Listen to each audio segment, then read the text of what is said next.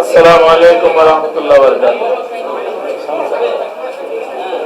নাহমাদুহু ওয়া নুসাল্লি আলা রাসূলিল কারীম। সম্মানিত সাংবাদিক বন্ধুগণ, আজকে আমরা বাংলাদেশের ইতিহাসের একটি ঐতিহাসিক অতীব গুরুত্বপূর্ণ ইস্যুকে সামনে রেখে আপনাদের সামনে উপস্থিত হয়েছি। আমরা সবাই জানি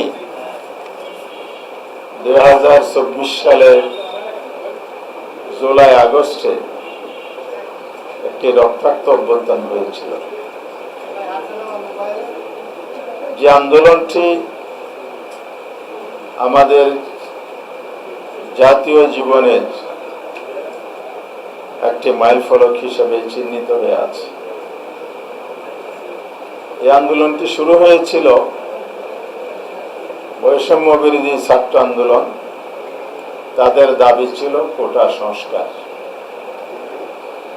যা পরবর্তীতে রাষ্ট্র সংস্কার এবং স্বৈরাচারের পতনের এক দফা দাবিতে রূপান্তর হয়েছে। 36 দিনের এই আন্দোলন পুরো জাতি, দেশের সকল শ্রেণী পেশার মানুষকে ঐক্যবদ্ধ করেছিল ফ্যাসিবাদের বিরুদ্ধে। দীর্ঘ 1.5 দশকের অধিক সময় আওয়ামী লীগ এদেশে গণতন্ত্রের পরিবর্তে জুলুমতন্ত্র, কর্তৃত্ববাদ, ফ্যাসিবাদ কায়েম করেছিল। বিরোধী দল দমনের জন্য এমন কোনো পদক্ষেপ নেই যেটা ইতিহাসের মানবাধিকার লঙ্ঘনের সর্বোৎকৃষ্ট নজির হিসেবে চিহ্নিত হয়ে আছে। নৃশংস হত্যাকাণ্ড, গুম, খুন, জুডিশিয়াল কিলিং করে জাতীয় নেতৃত্বকে ফাঁসির কাস্টে তোলা এবং দীর্ঘদিন ধরে পুরো জাতিকে বাকরুদ্ধ করে রেখেছিল। এক কথায় বলা যায়, দেশের শাসন ব্যবস্থা এবং জনগণের অধিকার সকল ক্ষেত্রে বলুণ্ঠিত হয়েছে। এর বিরুদ্ধে আন্দোলন সংগ্রাম হয়েছিল বাংলাদেশের বিরোধী পক্ষ, রাজনৈতিক দলগুলো, ফ্যাসিবাদ বিরোধী শক্তিগুলো।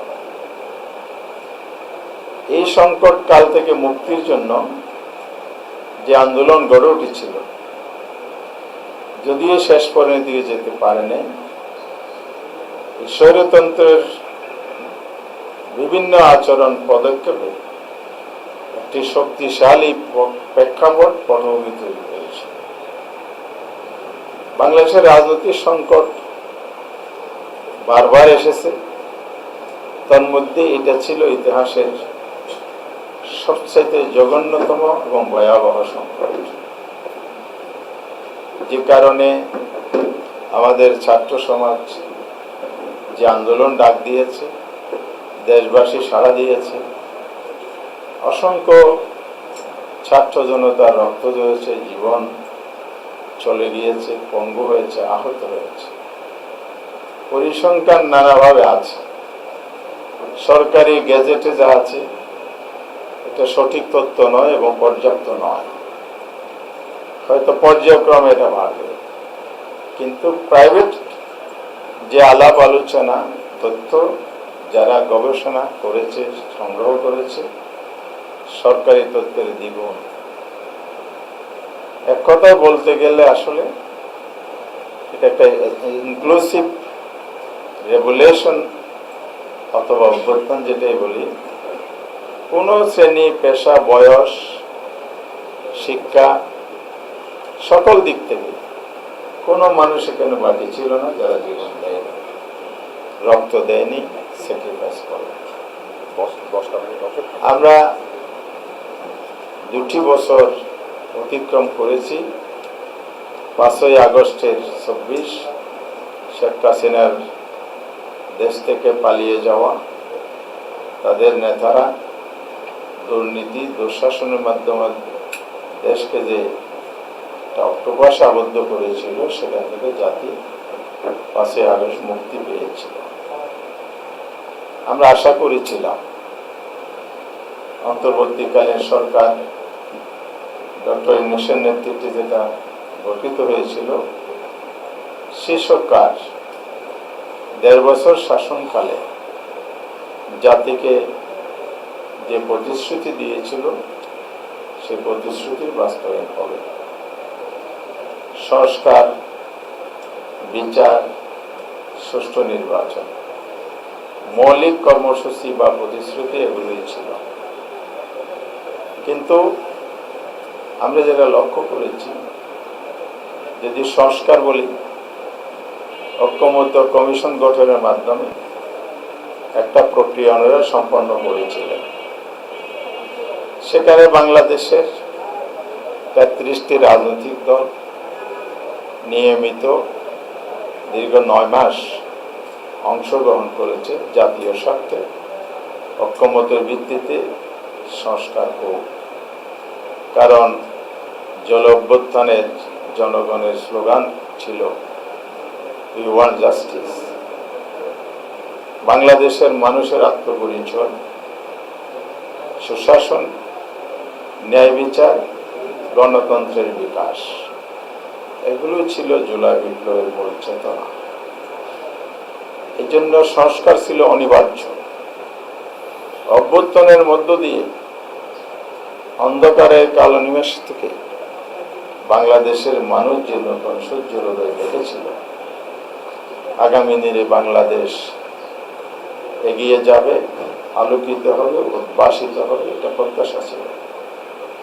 সেজন্য রাজনৈতিক দলগুলো সংস্কারের ব্যাপারে সরকারকে সহায়তা করেছে, অংশগ্রহণ করে জাতীয় জুলাই সনদ প্রণয়ন করেছিল এবং সেটা প্রকাশ্য দিবালোকে জাতীয় সংসদের দক্ষিণ প্লাজা চত্বরে একটি অনারম্ভ অনুষ্ঠানের মধ্য দিয়ে সেখানে জুলাই সনদ স্বাক্ষরিত হয়েছে। বর্তমান ক্ষমতাসীন দল বিএনপি এবং বিরোধী দলের আজকে জায়গার লক্ষ্যভুক্ত দলগুলো সবাই মিলে এই জুলাই সনদে স্বাক্ষর করেছে। স্বাক্ষরিত হওয়ার পর প্রশ্ন দেখা দিয়েছিল, এটার বাস্তবায়ন কি হবে। বাস্তবায়নের জন্য ঐক্যমত্য কমিশন সুপারিশ করেছে সব রাজনৈতিক দলের মতামতের ভিত্তিতে। সেটা হচ্ছে একটি আইনি ভিত্তি রচিত হবে, রাজনৈতিক দলিল হবে, আর্থসামাজিক দলিল হবে, যেটার ওর ভিত্তি করে আগামী দিনের সংস্কারের কাজ সম্পন্ন হবে। তার জন্য রাষ্ট্রপতির একটি আদেশ জারি হয় এবং সেই আদেশের উপর একটি গণভোট অনুষ্ঠিত হয়। যে গণভোটটি আমরা 11 দল দাবি করেছিলাম আলাদা দিবসে, জাতীয় নির্বাচনের একই দিবসে নয়, কিন্তু এখানে বিএনপির মূলত বিরোধিতার কারণে সরকার সকল রাজনৈতিক দল বা অধিকাংশ রাজনৈতিক দল এবং বৃহত্তর জনগোষ্ঠীর মতামতকে উপেক্ষা করে একটি দলের চাপের মুখে নতি স্বীকার করে একই দিনে জাতীয় নির্বাচন এবং গণভোট অনুষ্ঠান করেছে। আমরা জাতীয় স্বার্থে আন্দোলনের মাঠ থেকে ফিরে এসে নির্বাচনে অংশগ্রহণ করেছি। ঐক্য দল যারা আমাদের 11 দলীয় ঐক্য, সেটা আমাদের নির্বাচনে ঐক্য ছিল। নির্বাচনে প্রতিশ্রুতি, সংস্কারের প্রতিশ্রুতি, তার সাথে বিচারের প্রতিশ্রুতি। নির্বাচন তো হয়নি, যেভাবে প্রতিশ্রুতি ছিল সেভাবে হয়নি। অর্থাৎ নির্বাচনটা হওয়ার কথা ছিল অবাধ, সুষ্ঠু, নিরপেক্ষ, সবার কাছে গ্রহণযোগ্য। কিন্তু ইলেকশন ইঞ্জিনিয়ারিং করে কোথাও কোথাও জালিয়াতি, অনিয়ম এবং ইলেকশন ইঞ্জিনিয়ারিং বলতে ফলাফল পরিবর্তনের অভিযোগ এবং বিভিন্ন প্রমাণাদি আমাদের সামনে আসে, যার প্রেক্ষিতে মামলা হয়েছে উচ্চ আদালতে। এখন প্রশ্ন হচ্ছে আমরা কেন মেনে নিয়েছি? আমাদের বিরোধী দল নেতা স্পষ্ট বলেছে, ডক্টর শফিকুর রহমান আমিরুজ্জামান, সেদিন যদি আমরা মেনে না নিতাম হয়তো বা বাংলাদেশ একটি সিভিল ওয়ারের দিকে চলে যেত। আমরা দেশকে গণতান্ত্রিক ধারায় এবং জুলাই চেতনার ভিত্তিতে ঐক্যবদ্ধ জাতি হিসেবে সামনে এগিয়ে যেতে চেয়েছি। সেই কারণে আমরা নির্বাচনের ফলাফল মনের কষ্ট সত্ত্বেও মেনে নিয়েছি।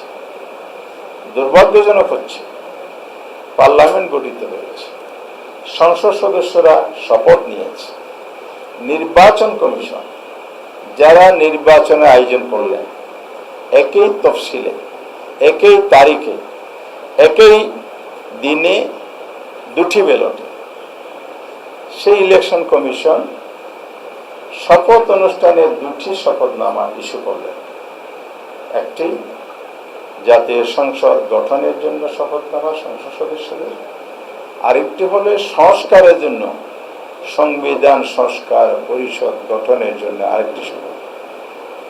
আমরা যারা বিরোধী দলে ছিলাম আমরা সকলেই আমাদের সদস্যগণ দুটো শপথ নিয়েছি। বিএনপি শুধুমাত্র জাতীয় সংসদের সদস্য হিসেবে শপথ নিয়েছেন, সংস্কারের যে পরিষদ গঠন হওয়ার কথা সে সাংবিধানিক পরিষদের ওনারা শপথ নেন নাই। সেখানে বলা ছিল গণভোটে 6 মাস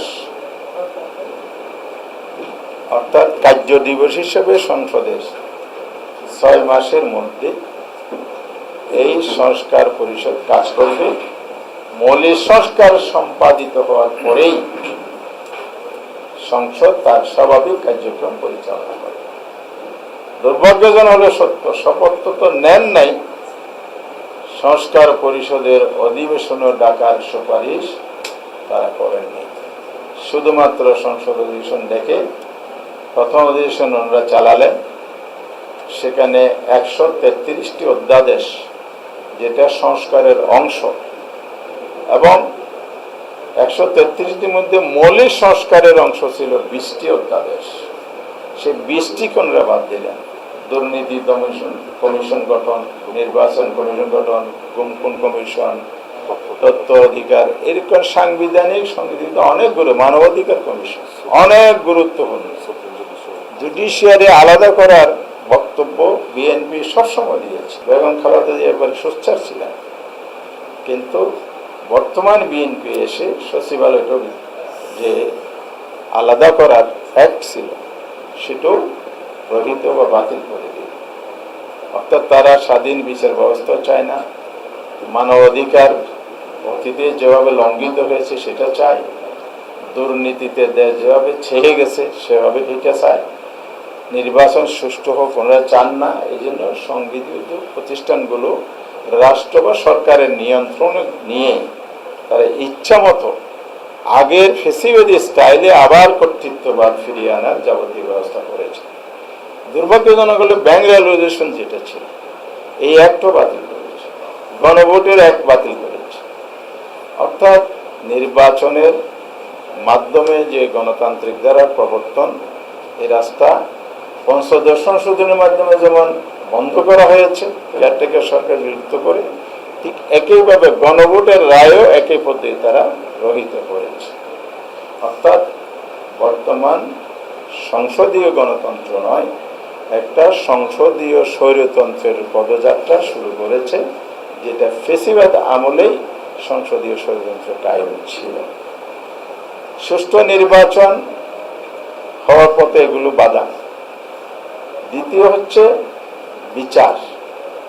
বিচারের ক্ষেত্রে যেটা লক্ষ্য করেছি, ইন্টারিম গভর্নমেন্টের সময় যে 80টি মামলার ট্রাইব্যুনাল হয়েছে, সেখানে তদন্ত হয়েছে, রায় হয়েছে মাত্র 7টি। এই 7টি রায়ের একটা বিচারিক ধারাবাহিকতা ছিল, অন্তর্বর্তীকালীন সরকার যেভাবে বিচার কার্য শুরু করেছিল তার দ্বারা। কিন্তু বিএনপি সরকার যারা জাতির কাছে কমিটেড ছিলেন, এই সকল হত্যাকাণ্ড গণহত্যার গুম-খুনের বিচার করবে, তারা পর্যন্ত কোনো দৃশ্যমান বিচার জাতির সামনে উপস্থাপন করতে পারে নাই। বরং সেখানে যারা অভিজ্ঞ দক্ষ প্রসিকিউটর ছিল, চিফ প্রসিকিউটর সহ, তাদেরকে পরিবর্তন করে দলীয় প্রসিকিউটর বসিয়েছে। বিচার কাজকে বিলম্ব করা হয়েছে। অর্থাৎ এই ফেসিবাদের বিচার, হত্যাকাণ্ডের বিচার, গণহত্যার বিচার করার ক্ষেত্রে একটি সরকারের যে দায়িত্বশীল ভূমিকা, আন্তরিকতা, এটা বিএনপির কাছে জনগণ দেখতে পাচ্ছে না। তৃতীয় যেটা, সংস্কারের বিষয়ে আমরা অবাক হয়েছি, হতবাক হয়েছে, জাতি বিস্মিত হয়েছে। পার্লামেন্টে দাঁড়িয়ে ওনারা বললেন যে আমরা কি জন্য সংস্কার চেয়েছি, কি জন্য জুলাই সনদে স্বাক্ষর করেছি। আমরা এই জন্যই করেছি যে যাতে সংস্কারের ইস্যু তুলে বিরোধী দল বা 11 দল নির্বাচন না দেয় বা করতে না দেয়, এই জায়গা থেকে নির্বাচনটা যাতে আদায় করা যায়, তার জন্য আসলে আমরা এগুলো বলেছি। প্রকৃত অর্থে তারা সংস্কার চায় না, এটাই বোঝাতে চেয়েছি। তাহলে আপনি নির্বাচনের আগে সংস্কারের কথা বললেন, বিএনপির মহাসচিব তো মুখের ফানা তুলছেন যে আমাদেরকে সংস্কার বিরোধী হিসেবে চিহ্নিত করা হচ্ছে, ষড়যন্ত্র করা হচ্ছে। আমরা সংস্কারের পক্ষে। মাননীয় প্রধানমন্ত্রী যিনি আসেন, উনিও বলেছেন অক্ষর অক্ষরে, লাইনে লাইনে নি এটা বাস্তবায়ন করবেন।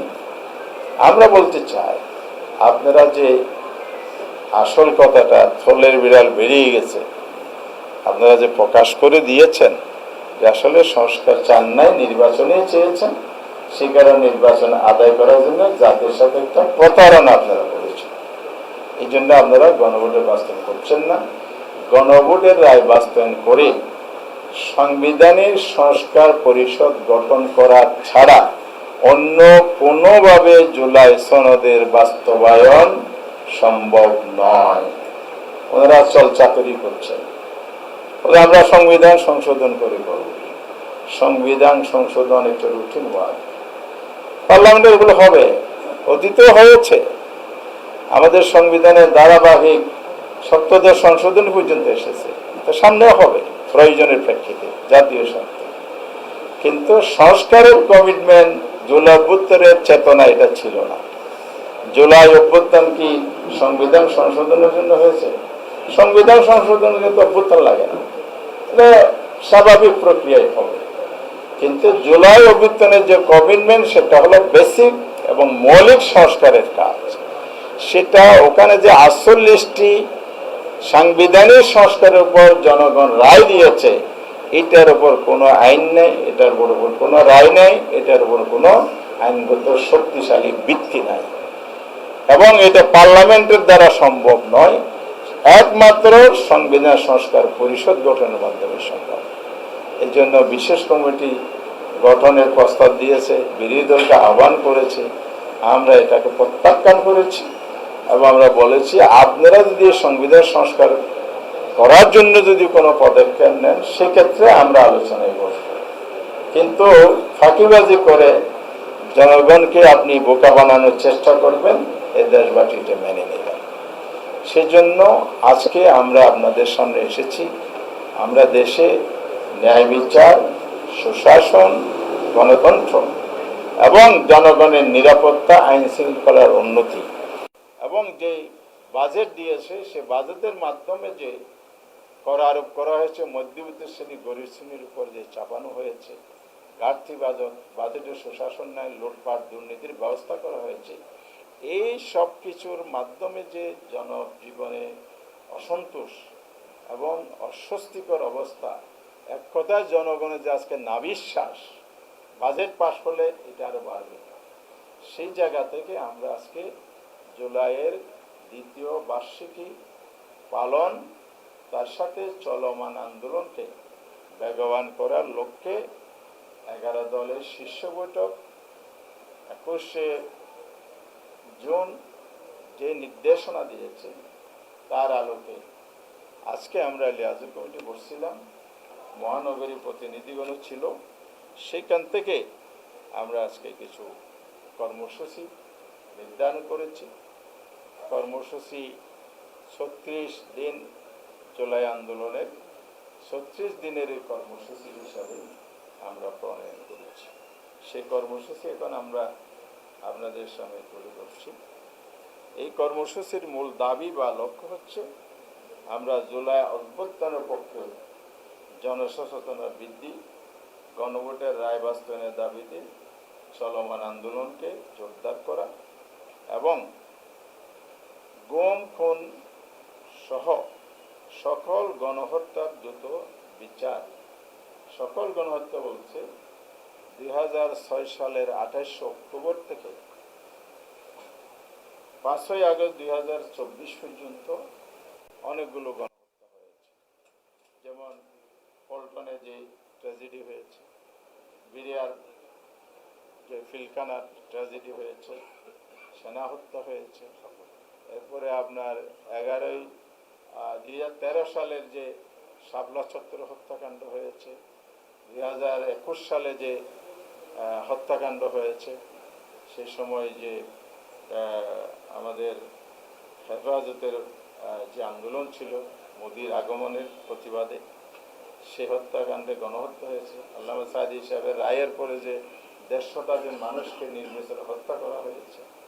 24 জুলাই আগস্টে 14 শতাধিক মানুষ খুন, 20,000-এর অধিক, আবার কেউ কেউ আরো বেশিও বলেন।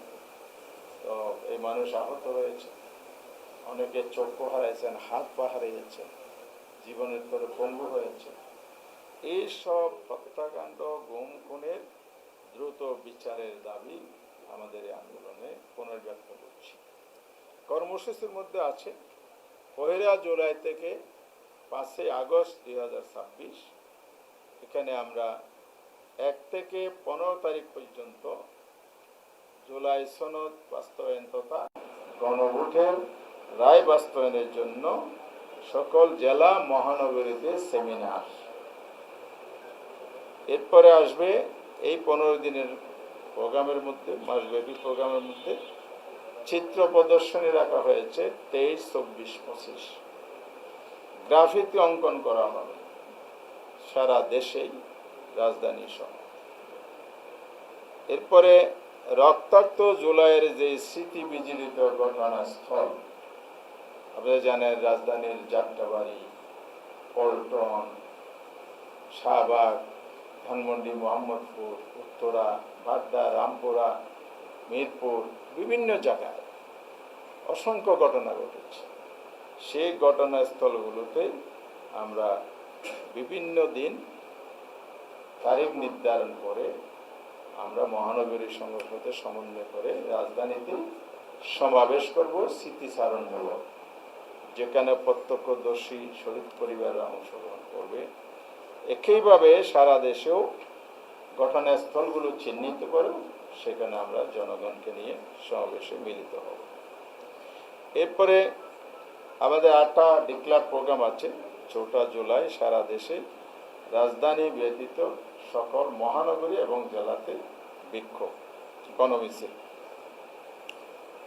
6 তারিখ আমাদের জাতীয় সংসদের শহীদ পরিবারের পক্ষ থেকে মানববন্ধন, জাতীয় সংসদের সম্মুখে এবং স্পিকারের নিকট স্মারকলিপি পেশ, যেন এই ইস্যুটি জাতীয় সংসদে আলোচনা হয়।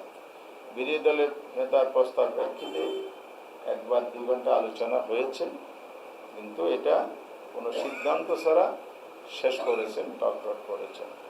এই আলোচনা যেহেতু পুনরায় আনে কার্যকর পদক্ষেপ নেই, বিশেষ করে সংবিধান পরিষদ গঠন করে যাতে জুলাই সনদ বা গণভোটের রায় বাস্তবায়ন করে।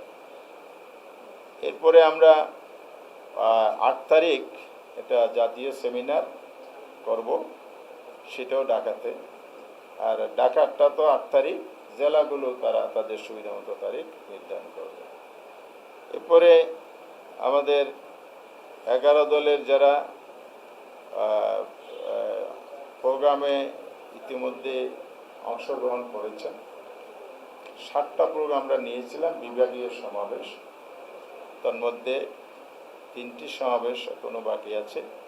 11 তারিখ রংপুর, 27 তারিখ ময়মনসিংহ, আর 11 তারিখ রংপুর, 18 তারিখ বরিশাল বিভাগীয় শহর, 25 তারিখ সিলেট বিভাগীয় শহরে সমাবেশ অনুষ্ঠিত হবে। আমরা আরেকটা প্রোগ্রাম নিয়েছি, আমাদের নারীদের বিরাট একটা ভূমিকা ছিল জুলাই আন্দোলন, তার একটা আলোচনা সভা 20 জুলাই।